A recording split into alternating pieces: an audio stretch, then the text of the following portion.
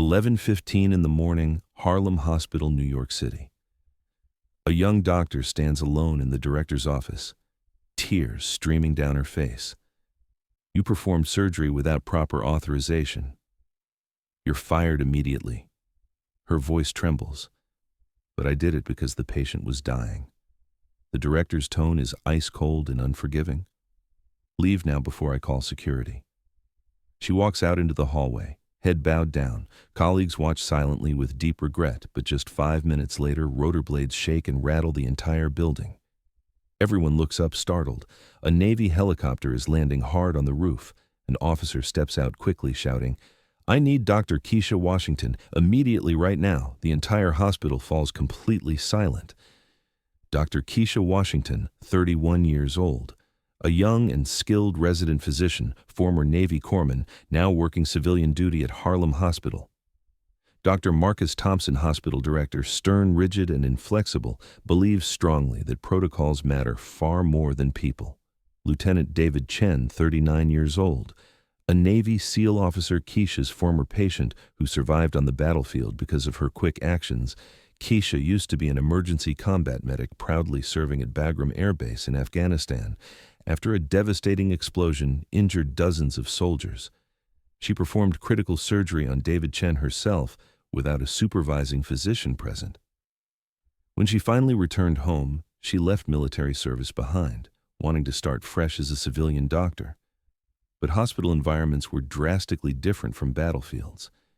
Everything was bound tightly by protocols, endless paperwork, and rigid hierarchies. Her colleagues constantly judged her as impulsive and disrespectful of the system. One morning during an emergency shift, an elderly black man suffered cardiac arrest. The attending physician hadn't arrived yet. Keisha saw the pulse stop. She immediately decided to perform open-chest cardiac massage, a procedure rarely permitted without authorization. The heart started beating again. The patient lived, but Dr. Thompson looked at her with fury in his eyes. "You just violated protocol. I just saved a life. Nobody asked you to do that." That afternoon, he signed her termination papers. She packed her belongings without saying a word. Her hands moved mechanically, placing the stethoscope in her bag, removing her name badge from the lanyard. A young intern approached her. "Dr. Washington, what you did was amazing. That man is alive because of you, and I'm jobless because of it," she replied with a sad smile. "That's not fair. Fair doesn't exist in bureaucracy. Only rules." She walked through the emergency department one last time. Patients she'd treated over the past year waved goodbye. Some didn't even know she'd just been fired in the locker room. She sat alone for a moment, staring at her white coat hanging on the hook, the coat she'd worn with pride, the coat that represented everything she'd worked for since leaving the military. Her phone buzzed a text from her grandmother. "How's your day going, baby?" She typed back, "Just another day, Nana." She couldn't tell her yet, not until she figured out what came next. As she walked toward the exit, Dr. Thompson appeared in the hallway, flanked by 2 administrators. "Dr. Washington, I want to be clear, this isn't personal. It's about maintaining standards."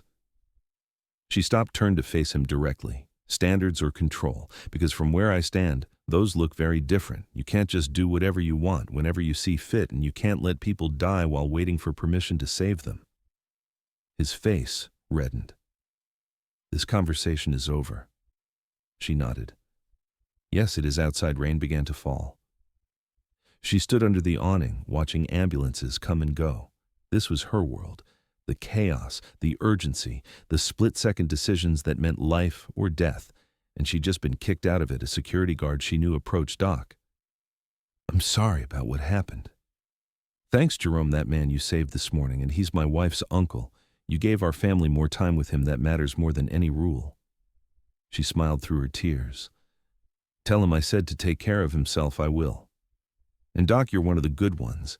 Don't let them make you forget that." She walked to her car, sat in the driver's seat, and finally let herself cry, not from sadness, but from exhaustion, from years of fighting to prove she belonged, only to be told she didn't. Her military dog tags hung from the rearview mirror, clinking softly in the breeze. Through the open window, she whispered to them, to the memory of who she used to be. Did I make the right choice, leaving the rain intensified, drumming on the roof of her car? She sat there for 10 minutes, letting the weight of the day settle on her shoulders.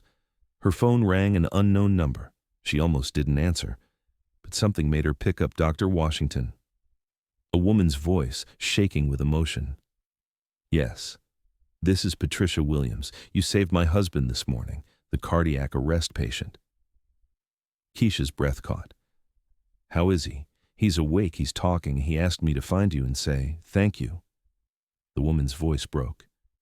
You gave me my husband back. You gave our children their father. I don't care what anyone says, you're a hero. Keisha closed her eyes, tears flowing freely. Now tell him to rest. Tell him to follow his doctor's orders. I will, and doctor, thank you. Thank you for being brave. The call ended. Keisha sat in silence, those words echoing in her mind. Thank you for being brave, witness testimony. A nurse later said she left quietly, only carrying her name badge. No crying, no arguing. She just bowed her head and said, I hope they survive.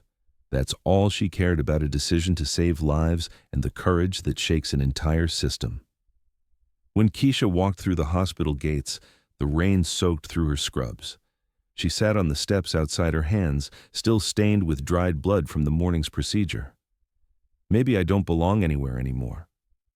Suddenly the sound of helicopter blades roared. Overhead, a gray, 60 Black Hawk descended toward the hospital rooftop.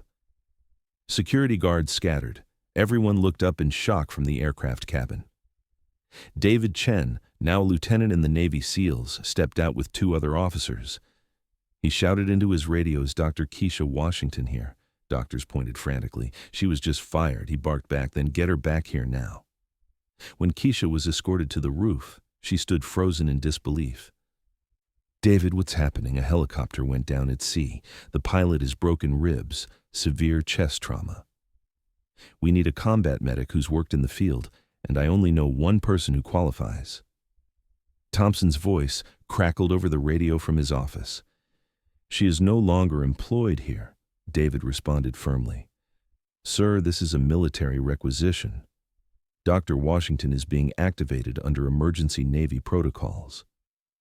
Keisha climbed into the helicopter, fastened her safety harness. Her eyes suddenly sharp and focused as the rotors spun faster. She looked back at the hospital, the place that had just rejected her. I'll return, but not to apologize. The helicopter lifted off through the windows. She could see doctors, nurses, and patients crowding the rooftop access door, watching her disappear into the gray sky inside the cabin. David handed her a medical kit, just like old times. Old times didn't include getting fired an hour before deployment, she said with a tight smile. The Navy doesn't care about hospital politics. They care about who can save lives under pressure. And that's you. She checked the supplies, standard combat medical equipment, but limited. No surgical suite, no backup team, no imaging technology. What's the injury assessment? Pilot took shrapnel to the chest during an emergency landing. He's stable, but deteriorating. The ship's medical officer is overwhelmed. They need someone with your experience. How far out? 40 nautical miles, 20 minutes. She nodded, her military training kicking back in. Instantly, the civilian doubts, the bureaucratic fears, all of it evaporated. This was what she knew. This was where she belonged. They flew over the Atlantic waves churning below, through the headset. She heard the ship's radio traffic, urgent, desperate, Black Hawk inbound, 8 of 15 minutes, patient status critical. When they landed on the aircraft carrier deck, sailors rushed to meet them. The controlled chaos of military precision surrounded her. She was escorted to the medical bay. The pilot lay on the table. His breathing labored, blood oxygen dropping. The ship's medical officer looked exhausted. Doctor, I tried everything. We're losing him. Keisha examined the wound. Penetrating chest trauma, possible cardiac tamponade. She'd seen this before in Afghanistan. I need to open his chest here now, without imaging, without a full surgical team. We don't have time for either. The medical officer hesitated, then stepped back. You have command.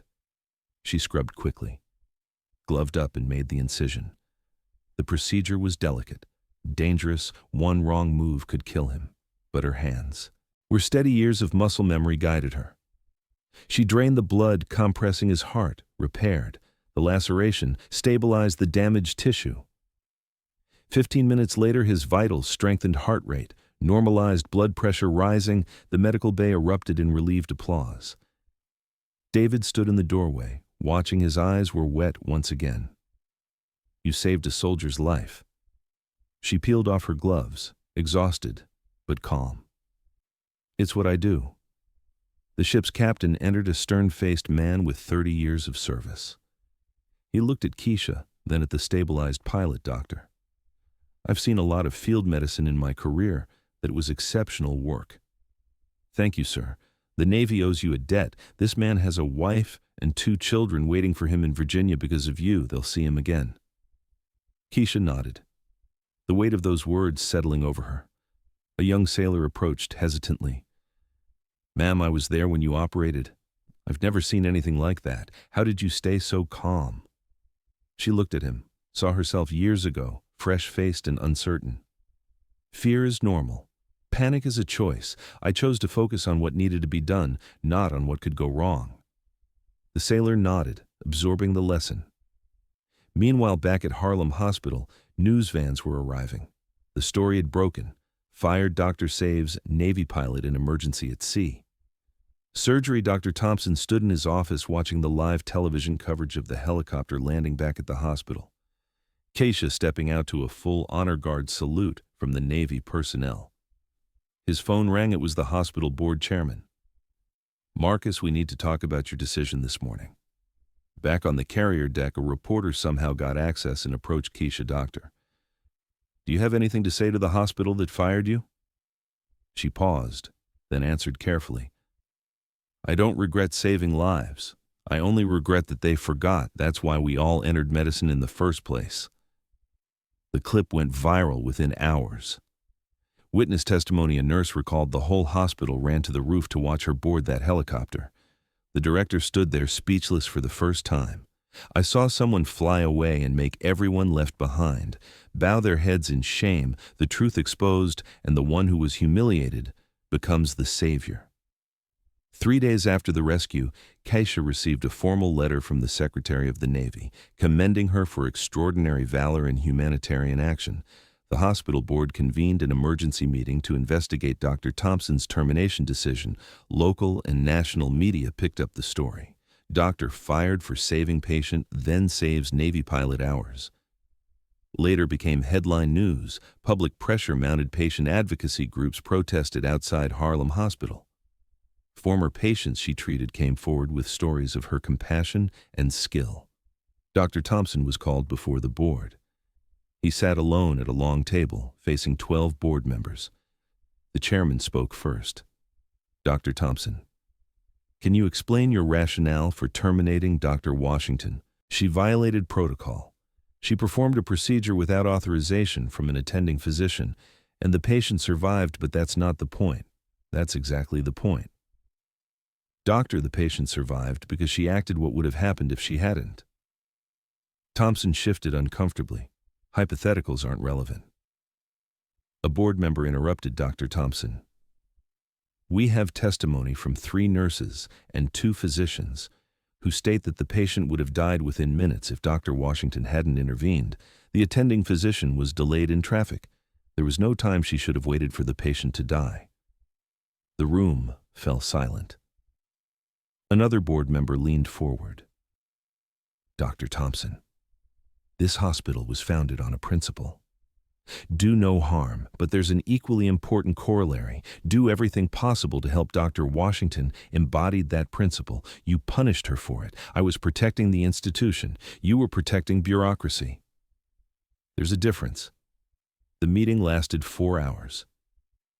By the end, Dr. Thompson was given a choice: resign with dignity or be terminated for cause. He chose resignation the next day.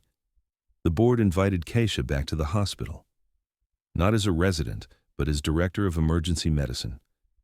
She stood in the boardroom looking at the same people who had allowed her firing. "Why should I come back?"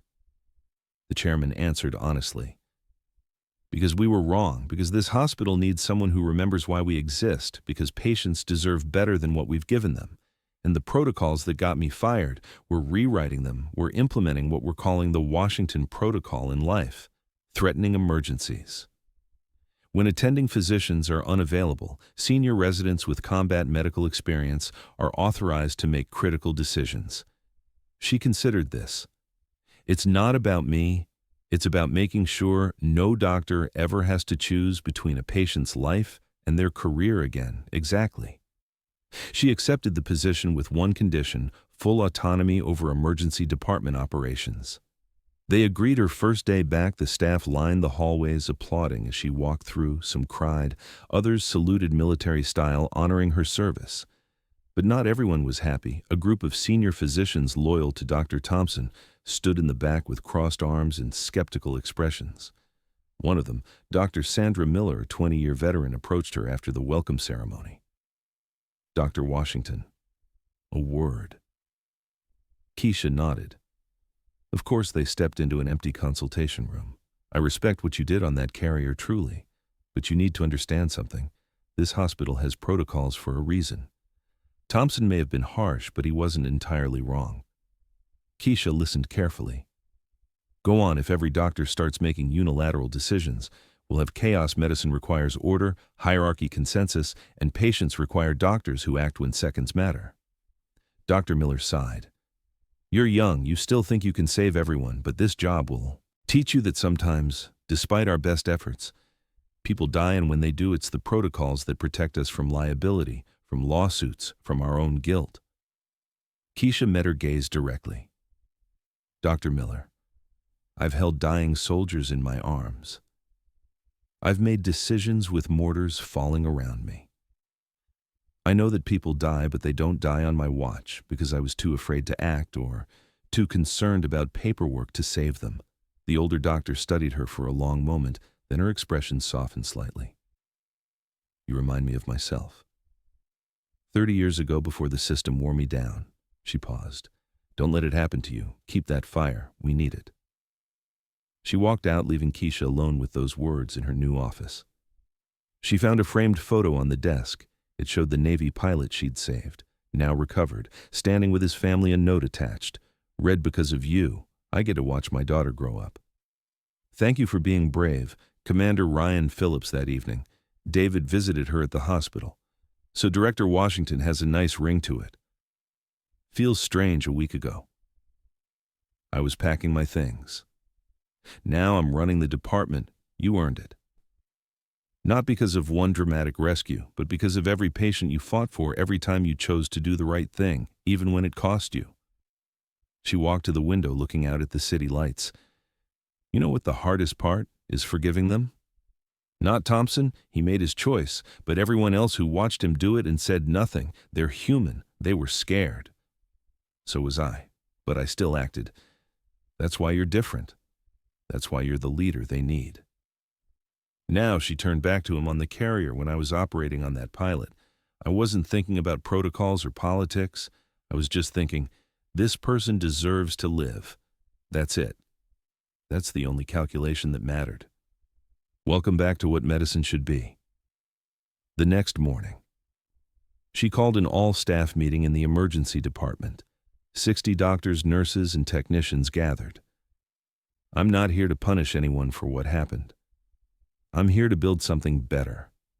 A place where we can be both excellent and compassionate, where protocols serve patients, not the other way around." A senior nurse raised her hand. "Dr. Washington, what if we make mistakes? Then we learn from them.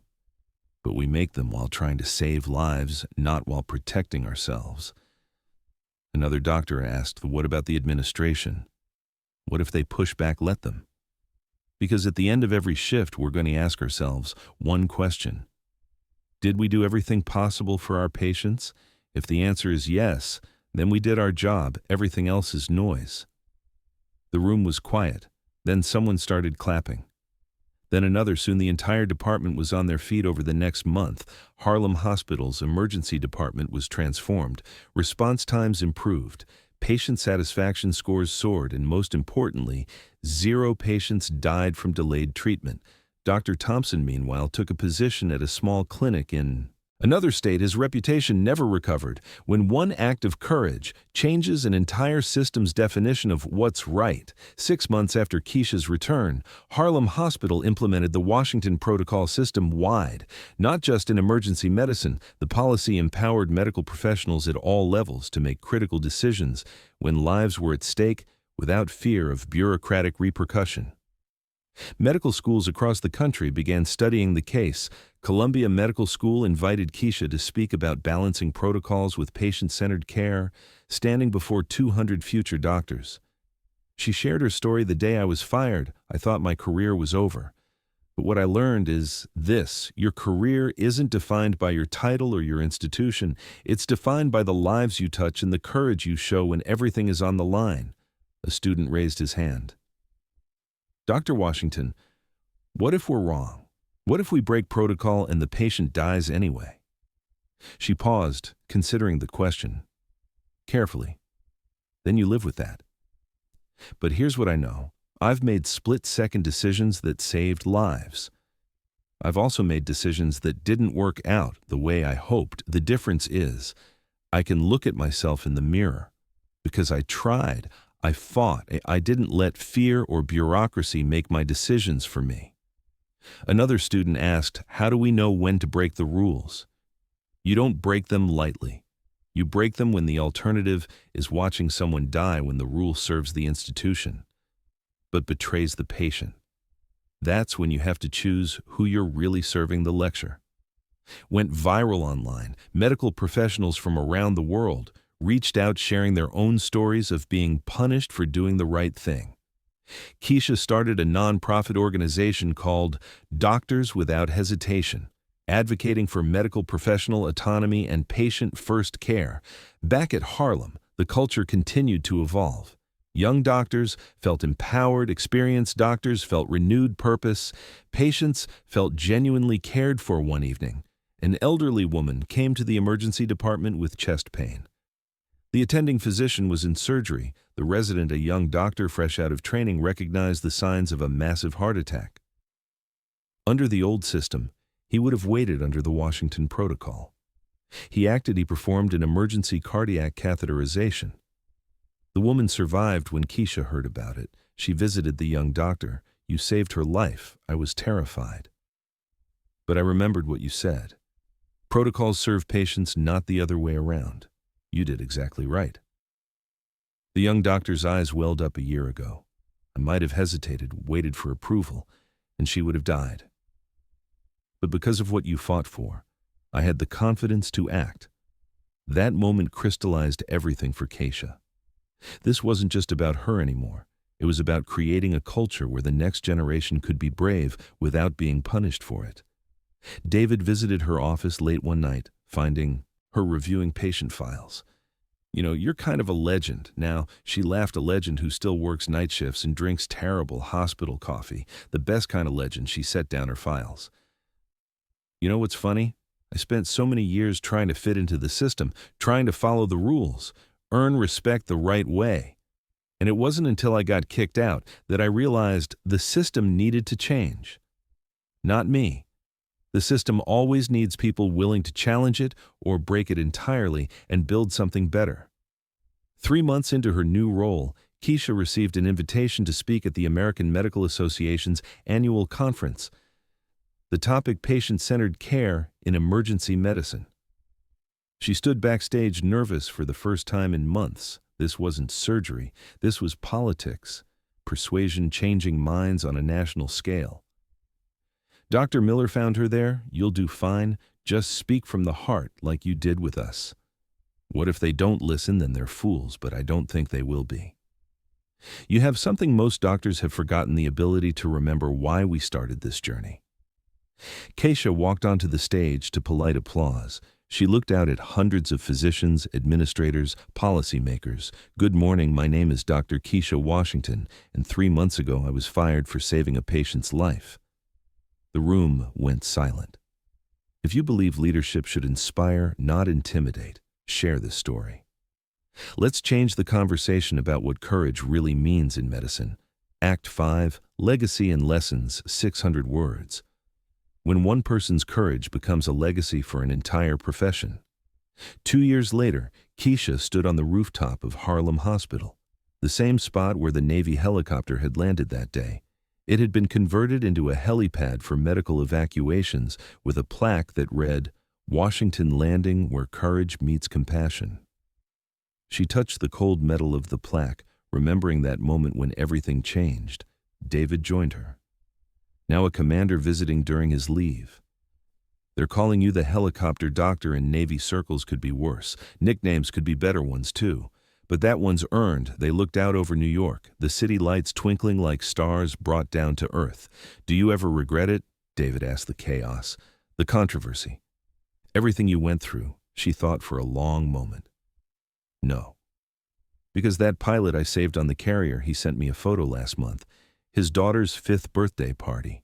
He's there, smiling, holding her. That moment doesn't exist without that day. Every choice I made, every rule I broke, every consequence I faced, it all led to that little girl having her father at her birthday party. That's a hell of a legacy. It's not about legacy. It's about doing what's right when everyone's watching and what's necessary when no one is below them." An ambulance arrived. The emergency department doors burst open. A trauma team rushed out. This was the rhythm of life here, the constant pulse of crisis and response pain. And healing. "I need to get back," she said. "Of course, go save some lives, Doc." She headed for the stairs, then turned back. "David, thank you for that day, for believing I was worth fighting for you. Didn't need me to fight for you. You just needed a helicopter." The rest was all you. In the emergency department, controlled chaos reigned. A multi-vehicle accident had brought in 6 patients. Keisha moved through the organized mayhem with calm precision, directing teams, making decisions, being present where she was needed. Most a young resident approached frantic. "Dr. Washington, patient 3, needs emergency surgery. But the OR isn't ready, and I don't know if I should breathe." Keisha said calmly, "What does the patient need? Immediate intervention, or he'll bleed out." "Then you know what to do. I'll back you up. Go." The resident moved with sudden confidence. Hours later, when the chaos subsided and all 6 patients were stabilized, Keisha sat in her office. On the wall hung her Navy commendation, her medical degree, and a photo of that original helicopter landing. She pulled out a journal and wrote, "Today, I watched a young doctor make a life-saving decision without hesitation, not because she wasn't afraid, but because she knew hesitation cost lives. This is what we build. This is what matters." Her phone buzzed. A text from an unknown number. "Dr. Washington, you don't know me, but you saved my father on a carrier 2 years ago. He walked me down the aisle today. Thank you for giving us this moment." She stared at the message, tears forming. This was always why outside her window another helicopter appeared in the distance, medical evacuation lights flashing. She smiled when you hear the blades turning. Someone's life is waiting. She grabbed her coat and headed back to the ER. Always ready, always willing, always there. If you enjoy this story, make sure to subscribe for more.